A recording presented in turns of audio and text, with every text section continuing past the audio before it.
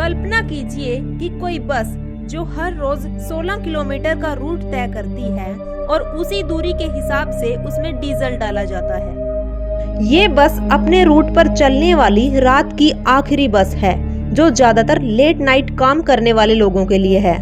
हर रोज अपने 16 किलोमीटर के रूट को तय करने के बाद बस को पार्क कर दिया जाता है।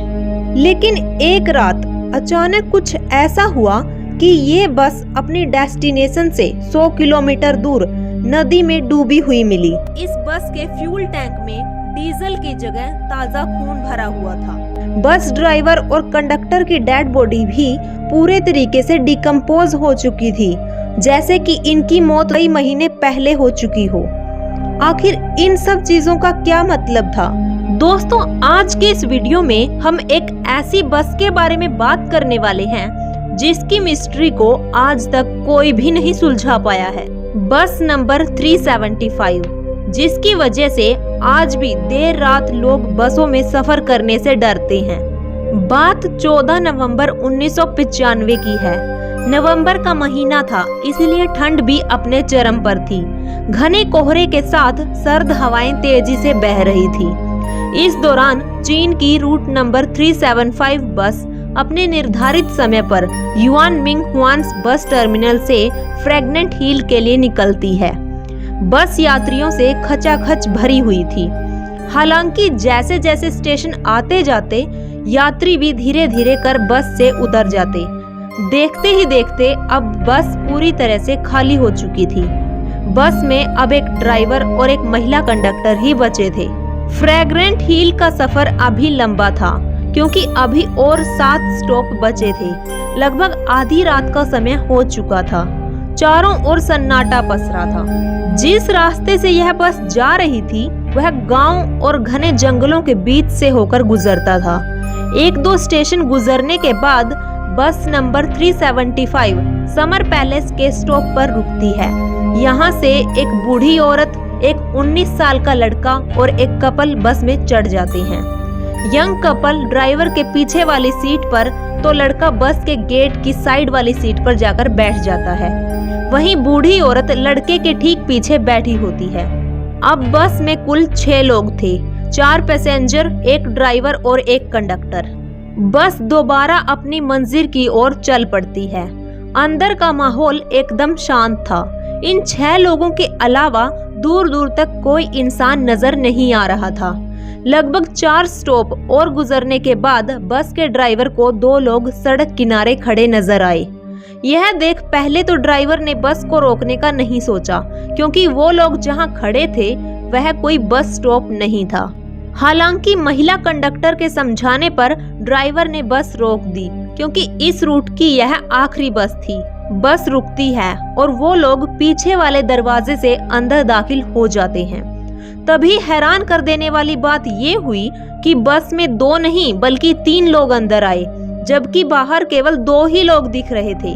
उनमें से 2 व्यक्तियों के चेहरे बिल्कुल सफेद थे, आम लोगों से भी ज्यादा सफेद, और तीसरे व्यक्ति को उन्होंने अपने कंधे के सहारे खड़ा कर रखा था। तीसरे व्यक्ति का सिर नीचे की ओर था और बाल बिखरे हुए थे। उसका चेहरा बिल्कुल ढका हुआ था। तीनों लोगों ने चीन के प्राचीन काल के कपड़े पहने हुए थे। ये तीनों पैसेंजर बस की सबसे पीछे वाली सीट पर जाकर बैठ गए। इन तीनों लोगों के कपड़े काफी अजीब थे और उनमें से एक अजीब सी दुर्गंध भी आ रही थी। बस में अशांति ना फैले, इसके लिए महिला कंडक्टर ने लोगों को समझाया कि हो सकता है ये लोग किसी नाटक कंपनी में काम करते हों और देर रात होने की वजह से या घर जाने की जल्दी में वे अपने कपड़े उतारना भूल गए हों। बस नंबर 375 यहाँ से आगे की ओर बढ़ी। बूढ़ी औरत बार बार पीछे की तरफ मुड़ मुड़ कर देख रही थी। अगला स्टॉप आता है तो यंग कपल वहां उतर जाता है। अब बस में कुल 7 लोग थे। अभी भी वह बूढ़ी औरत बार बार मुड़कर उन 3 लोगों को देख रही थी। वे लोग उनको काफी अजीब लग रहे थे, लेकिन बाकी लोग अपने आप में व्यस्त थे। महिला कंडक्टर भी ड्राइवर से बात करने में बिजी थी। करीब 2-3 किलोमीटर ऐसे ही आगे जाने के बाद बूढ़ी औरत अपने आगे बैठे हुए लड़के को एक थप्पड़ लगा देती है। महिला जोर से चिल्लाती है और कहती है, मेरा पर्स कहाँ है? मुझे जल्दी से वापस कर दो। यह सुनकर महिला कंडक्टर बूढ़ी औरत से कहती है, आपका पर्स इसने नहीं चुराया है, यह तो आपके आगे बैठा हुआ है। लड़के ने भी अपनी सफाई में यही बात कही, लेकिन बूढ़ी औरत अपनी बातों पर अड़ी हुई थी। वह लड़के को पुलिस के हवाले करने की बात करने लगी। ड्राइवर और महिला कंडक्टर बूढ़ी औरत को समझाते रहे, लेकिन वह नहीं मानी। उसने ड्राइवर को अगले स्टॉप पर बस रोकने के लिए कहा। बस रुकते ही बूढ़ी औरत ने लड़के को कॉलर पकड़कर घसीटकर नीचे उतारा और बस वापस अपनी मंजिल की ओर निकल गई। अपने साथ हुई इस घटना से लड़का बहुत परेशान हो चुका था। लड़के ने बूढ़ी औरत से कहा, मैंने आपका पर्स नहीं चुराया और आपके गलत इल्जाम की वजह से मेरी यह आखिरी बस भी छूट गई।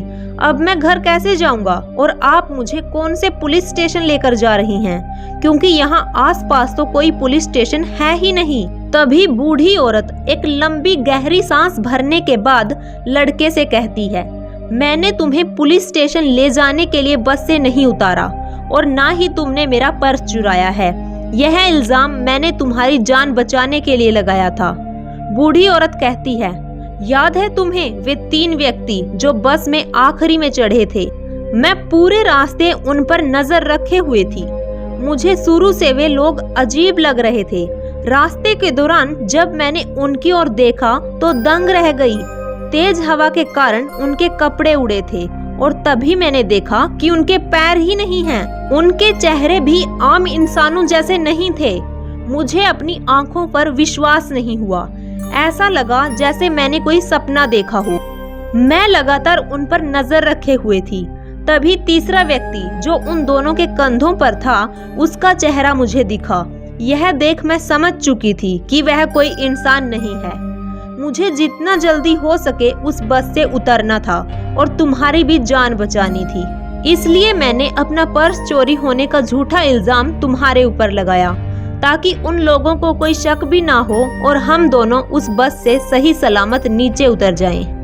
ये सब बातें सुनकर उस लड़के के चेहरे पर डर के साथ साथ सुकून भी था। उसने बूढ़ी औरत को गले से लगा लिया।